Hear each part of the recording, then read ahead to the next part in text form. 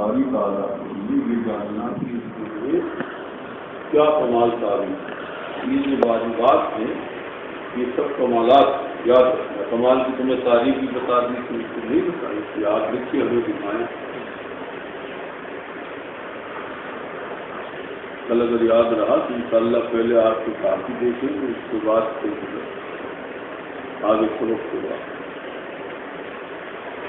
کیونکہ انہیں سب سے پہلے الہیات کا جو چیز ہے واجبات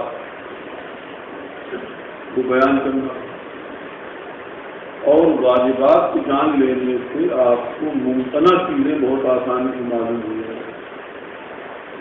ایسا دونوں میں رشتہ ہے کہ یہ آخر میں آپ کو جب بتائیں گے تو آپ سمجھ لیں گے کہ جس کو واجبات معلوم ہے وہ ممکنہ کچھ نہیں جانے گا، اور جسے واجبات نہیں معلوم ہے وہ ممکنہ بھی نہیں کبھی جانتا. تو انہوں نے تمہیداً پہلے ایک بات تمہیں فائدے کی ہمیں تمہیں بتا دی کہ پاس پہلا واجب کیا. واجبات تو بہت تھے لیکن سب سے پہلا واجب کون ہے؟ معرفت الہی. اب فرماتے نقل مولانا کی تفصیل ما یجب لہ تعالی. ہم شروع کرتے ہیں اب ان امور کی تفصیل میں جو باری تعالیٰ کے لیے واجب. یہ جگہ جگہ منہو کہیں گے تو منہو میں ہو زمین ماں کی طرف لوٹے ما یجب لہ تعالی.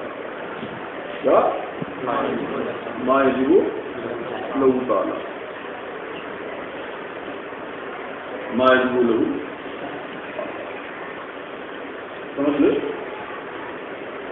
اب ہم شروع کرتے ہیں ما یجب لہ، گویا اصطلاحی درس ما یجب لہ تعالیٰ کی تفصیل میں ہم شروع کرتے ہیں. اب ہم ما یجب لہ تعالیٰ بولے تو آپ سمجھ لیں وہ امور جو باری تعالیٰ کے لیے واجب. اب یہ لمبی دوری بات ہے. ما یجب لہ تعالیٰ مختصر کہیں اس کا ترجمہ آپ جب یہ سمجھ گئے ما یجب لہ تعالیٰ کا مفہوم ذہن میں آ گیا تو اب تم سمجھ لو گے کہ منہو نہیں لوٹیں گی ماں کی طرف. اب جب ہم بولے ما یجب لہ تعالیٰ سمجھ لینا وہ امور جو باری تعالیٰ کے لیے واجب ہے. منہو ذکر آ گیا، نمبر 1 پڑا ہوا ہے کہ پہلا واجب. وہ سب سے پہلا واجب تو آپ پہلے پڑھتے تھے، لیکن اس کے علاوہ جو واجبات ہیں ان میں نمبر 1 پر انہوں نے کسے لیا؟ انا وجودہ تعالی واجب. دیکھا واجب کا لفظ آ گیا کہ کل بھی کہا کہ تمہیں قدم قدم پر ضرورت پڑے گی واجب ممکنہ منفی جاننے. واجب کسی سے معلوم ہے نا، عقل جس کے عدم کا تصور نہ کرے واجب نہیں. عقل سوچ نہیں سکے کہ وہ معلوم بنا ہو.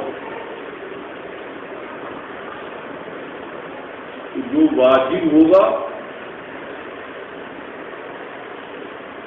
وہ کبھی بھی معلوم نہیں ہوگا، اس پر عدم ثابت ہوگا نہ لازم ہوگا. یہ جملہ نہیں سنتے ہوئے. جیسے ہم تم ہیں مثلا 100 سال پہلے ہوئی، ہم سے پہلے عدم تھا، ہمارے تمہارے وجود سے پہلے عدم تھا.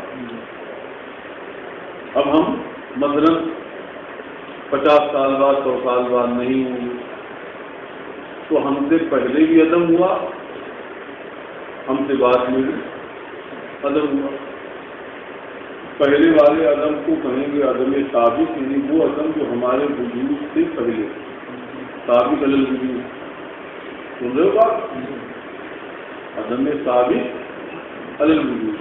تو عدم ثابت کسے کہتے ہیں؟ جو وجود سے پہلے عدم ہوتا.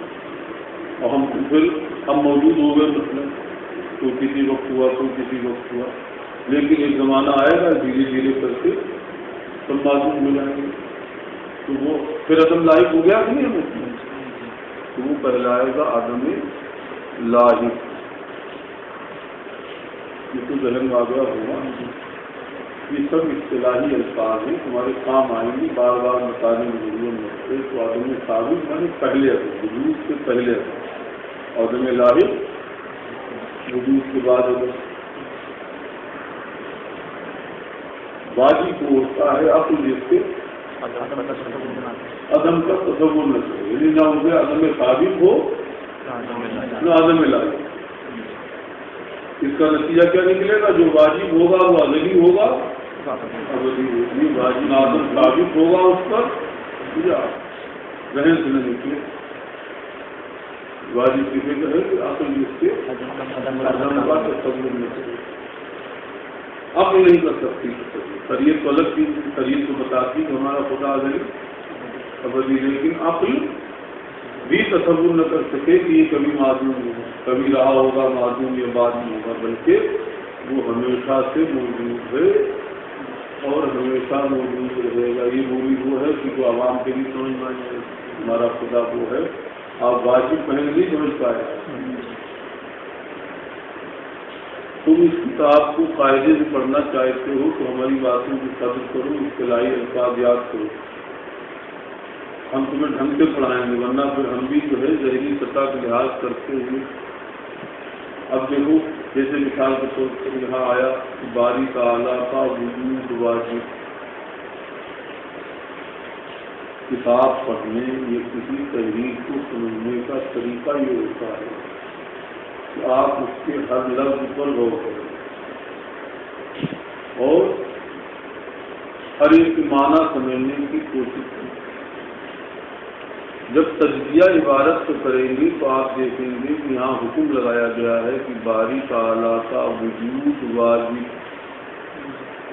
تو بنیادی طور پر اس عبارت میں آپ کو دو چیزیں سمجھنے کی ہیں، ایک تو وجود کسے کہتے ہیں، دوسرے واجب کسے کہتے ہیں۔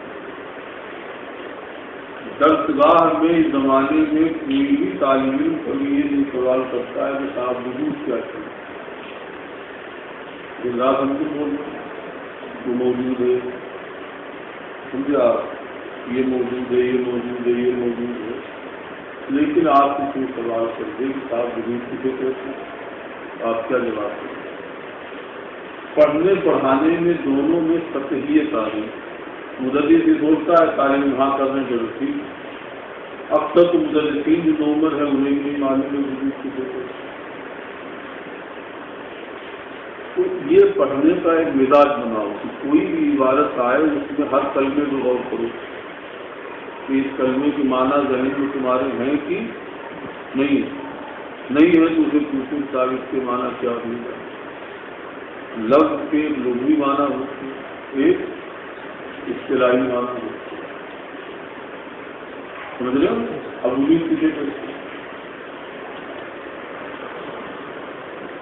سوال آیا ہے میں ہم نے بتا دیا، وجود پہلے آیا ہے، واجب بعد میں آیا، تو واجب کو معنی بتا دیے تو مطمئن سے ناچی، لیکن تم نے غور کیا کہ صاحب وجود کسے کہتے؟ کسی مولوی پوچھ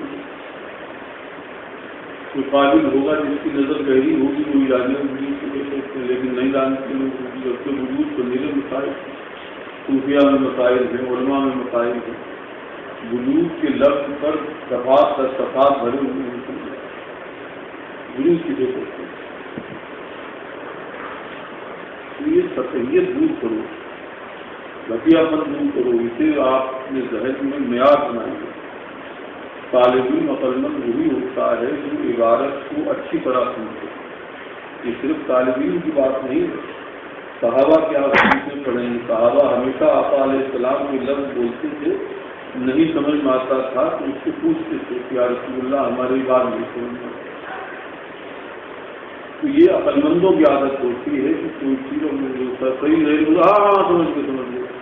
کبھی بھی آپ دیکھیے اجلت پسند طالب علم ہوتے ہیں یا دوسری شاعر کو ہوتے ہیں، وہ کچھ بھی سمجھاتے، یہ نہیں کچھ بھی سمجھاتے، مرچ دھنیا سمجھا دو، دھنیا کی مرچ سمجھا دو، مان لیں گے کہاں یہ صاحب ہے کہ بلکہ مرچ یہ تو ادھر ہو کے ساتھ ایسے حالات ہوں گے، ان حساب سے علم میں بہت پسند ہے۔